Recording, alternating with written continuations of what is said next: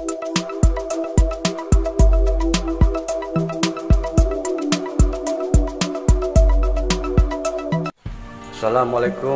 warahmatullahi wabarakatuh. Salam jumpa kembali bersama saya Ki Jabar Wisnu. Semoga para penonton semuanya dimanapun berada dalam keadaan sehat walafiat dan selalu dimudahkan segala urusannya oleh Allah Subhanahu wa Ta'ala. Amin, Allahumma amin.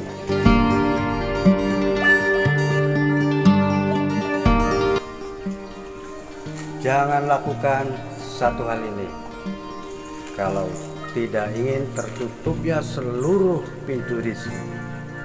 Apa itu?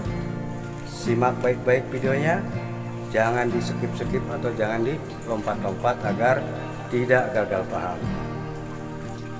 Allahumma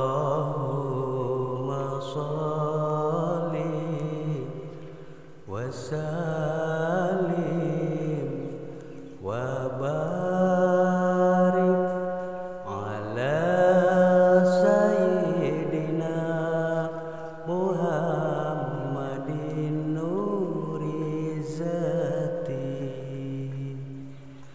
wa siri sari fi sairil asma'i wa sifati wa ala alihi wa sahbihi wa salim.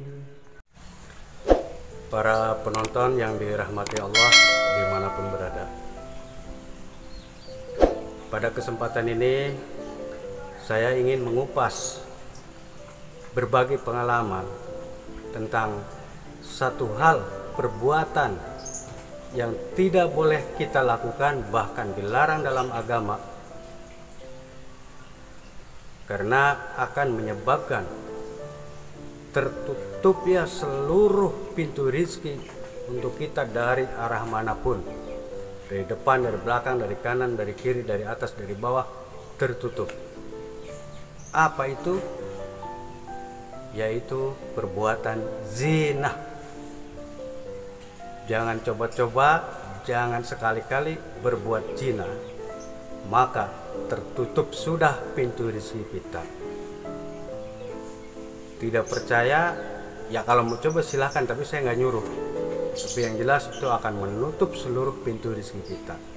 Sehebat apapun kita, sebesar apapun perusahaan kita, pasti akan hancur 3 bulan paling lambat. Oke lah, mungkin sekarang yang hartanya masih banyak, berpoya-poya, berzinah ria, mungkin tiap hari segala macam, tunggu saatnya. Tidak dirasakan di masa mudanya, tunggu saat nanti di masa tuanya, dan itu pasti terjadi. Jadi jangan coba-coba kalau bisa, karena itu udah pasti rezeki kita akan tertutup, dijamin 100% akan sengsara hidup kita. Walaupun jabatan kita sekarang direktur atau apa perusahaan raksasa, pasti akan hancur lebur karena oleh kuasanya Allah Subhanahu wa Ta'ala.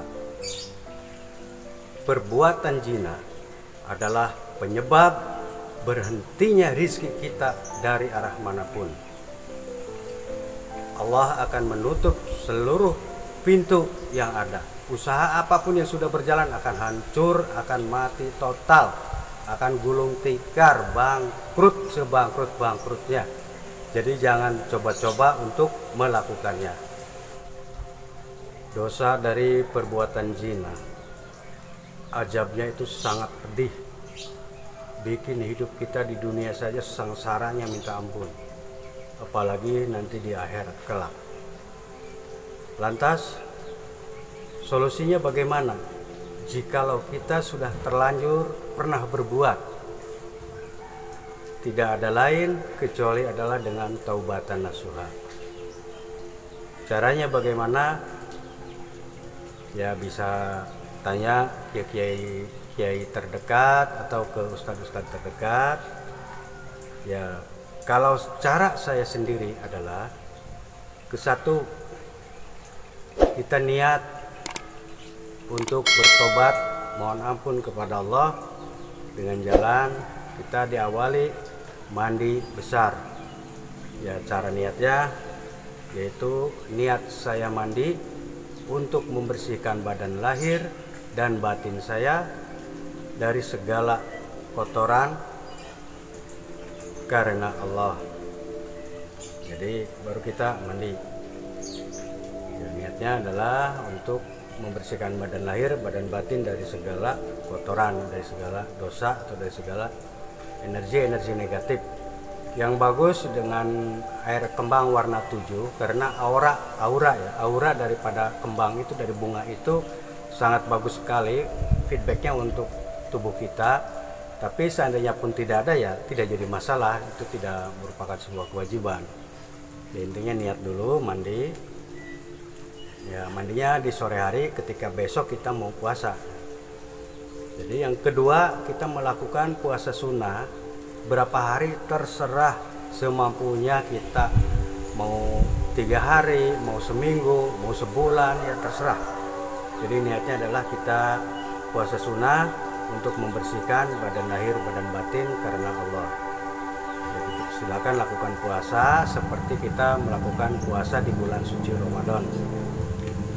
Minimal ya 3 hari lah minimal, jangan sehari. Jadi 3 hari minimal itu kita melakukan puasanya. Ketiga, apa yang harus kita baca wiridannya, amalannya? Ya, kita lakukan setiap habis sholat wajib. Yang pertama adalah kita baca doanya Nabi Adam alaihissalam. Robbana dolamna anfusana wa illam taghfir lana wa tarhamna lana kunnana minal khasirin. Yaitu kita baca 100 kali. Kemudian yang kedua kita baca doanya Nabi Yunus alaihissalam. La ilaha illa anta subhanaka inni kuntum minadh dhalimin 100 kali. Terus baca. Yang ketiga kita baca istighfar. Astagfirullahaladzim, astagfirullahaladzim. Terus sebanyak-banyaknya. Kita wirid, kita dengan khusyuk. Dan yang paling penting di sini, yang paling ditekankan adalah zikir kolbi. Ya, artinya kita membaca tidak harus cepat, secepat kilat. Kita 1 jam baca 1 kali tidak jadi masalah. Tetapi di hati kita, di alam kesadaran kita, kita mengakui bahwa kita sudah melakukan perbuatan dosa besar yang dilarang oleh Allah Subhanahu wa taala.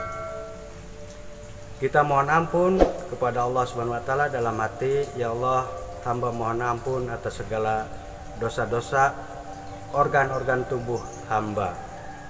Hamba mohon ampun dosa tangan hamba, mohon ampun dosa mata hamba, mohon ampun dosa kuping hamba, mohon ampun dosa mulut hamba, mohon ampun dosa hidung hamba, mohon ampun dosa perut hamba, mohon ampun dosa kaki hamba, mohon ampun dosa hati hamba, mohon ampun dosa pikiran hamba. Jadi seluruh tubuh kita ajukan kepada Allah untuk pengampunan. Jadi jangan hanya sebatas diucap, tapi harus dirasakan, diresapi, disadari bahwa saat ini saya berikrar, saya berjanji, saya tidak akan mengulang lagi perbuatan maksiat tersebut. Saya berhenti, dan penggantinya adalah kita perbanyak amal sodako, kita perbanyak ibadah-ibadah wajib, ya kita perbanyak zikrullah, istighfar. Selama berpuasa itu terus kita istighfar, mohon ampun. Ya, karena Allah sifatnya ya Ghafurur Rahim. Insya Allah walaupun kita mempunyai dosa melebihi daripada buih di lautan, insya Allah akan Allah ampuni, asal kita betul-betul taubatan nasuha. Kita berikrar, kita berjanji, kita tekad dalam hati bahwa kita tidak akan berbuat itu lagi. Kita hentikan itu semua dan kita ganti dengan amalan-amalan, perbuatan-perbuatan yang baik. Ya, insya Allah semuanya akan kembali normal, bahkan rezekinya akan ditambah lagi, akan berlipat ganda. Tolong jangan coba-coba untuk terjun ke dunia perzinahan, karena itu akan menutup seluruh pintu rizki kita. Makanya di agama dilarang, nggak boleh, supaya kita hidup di dunianya berkah, supaya rizkinya berlimpah. Karena banyak sekali yang bangkrut ya gara-gara faktornya satu, zina. Jangan sampai kita tergoda, jangan sampai kita tercebur ke dunia lembah hitam, jangan sampai kita melakukannya, karena itu akan menutup seluruh pintu rezeki kita. Order kita akan terhandle, proyek kita akan dipending, nagih utang juga akan susah, uang yang sudah di tangan pun bisa hilang. Ada saja penyebabnya. Allah akan turunkan derajat kita serendah-rendahnya. Nah, karena itu ya, saya secara pribadi menasihati diri sendiri, juga mengajak kepada siapapun, ya ayolah kita mulai taubat kepada Yang Maha Kuasa, kita kembali kepada jalan yang lurus, kita kembali kepada jalan yang benar, jangan tergoda oleh tipu daya setan. Itu merupakan hanya kenikmatan sesaat. Demikian yang dapat saya sampaikan. Mohon maaf apabila ada kekurangan dan kesalahan dari saya. Wabillahi taufiq wal hidayah. Wassalamualaikum warahmatullahi wabarakatuh.